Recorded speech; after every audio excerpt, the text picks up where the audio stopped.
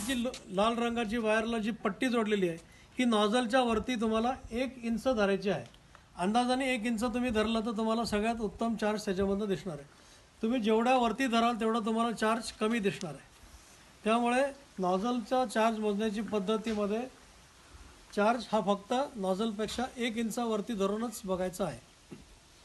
आणखी काही बाबी आहेत की नॉझलचा चार्ज बघताना अतिशय हवा जर कोरडी असेल आणि जमीन खालची पण अगदी कोरडी असेल, जसं सिमेंटचा चौथरा आहे किंवा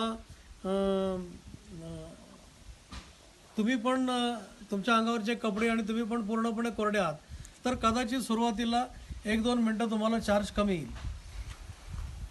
जसं जसं तुमच्या हवेच्या आजूबाजूच्या वातावरणामध्ये आर्द्रता वाढायला लागेल तसं तुम्हाला नॉझलचा चार्जमध्ये वाढ झालेली पण दिसू शकते। त्यामुळे अगदी सुरुवातीला जर चार्ज दिसला नाही तरीसुद्धा 2-3 मिनटानंतर तुम्ही तो मशीन झाल्यानंतर चार्ज बघितला तर तुम्हाला चार्जमध्ये फरक झालेला जाणवू शकतो। कीटकनाशकाचे किंवा क्षाराचे जर अंश साठले या स्टीलच्या प्लेटवरती तर ह्याचा कॉन्टॅक्ट ह्या इलेक्ट्रोडशी, इथे जी इलेक्ट्रोड दिसते तुम्हाला, हा इलेक्ट्रोडशी संपर्क कमी झाला तर मग तुम्हाला चार्ज कमी दिसणार आहे।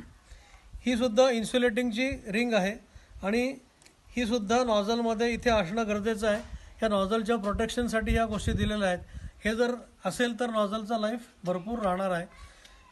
आणि ह्याच्यामधला जो पांढरा भाग आहे ह्याला म्हणतात सिरॅमिक पासून तयार केलेला भाग।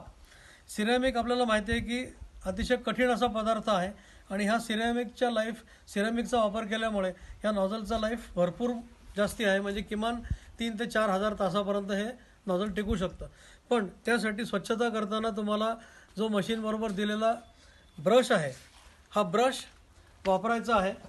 खिळा, वायर अशासारख्या कठीण पदार्थांनी साफसफाई करायची नाही आहे। अशा प्रकारचे ब्रश प्रत्येक मशीनबरोबर दिलेले आहेत। आणखी एक महत्त्वाची गोष्ट की ह्या नॉझल कवरवरती एक ओरिंग आहे। ही ओरिंग जर व्यवस्थित बसली असेल तरच ही इन्सुलेटिंग रिंग त्याच्यावरती नीट बसणार आहे, अन्यथा ती लूज बसेल किंवा ती पडूनसुद्धा जाईल। त्यामुळे ह्याची काळजी घेणं गरजेचं आहे। एक सगळ्यात महत्त्वाची गोष्ट अशी आहे की हे नॉझल कवर बसवताना तुम्हाला फक्त बोटाने टाईट होईल एवढंच ते टाईट करायचं आहे।